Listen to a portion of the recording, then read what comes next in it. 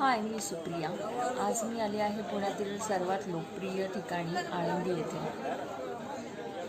आळंदीला फार मोठा इतिहास आहे. इथे 1296 साली संत ज्ञानेश्वर यांनी समाधी घेतली होती आणि 1778मध्ये महादजी शिंदे यांनी इथे मंदिर प्रस्थापित करायला परमिशन दिली होती. तर 1820 साली हंबतराव बुवा पवार यांनी आळंदी ते पंढरपूर अशी पायी वारी सुरू केली.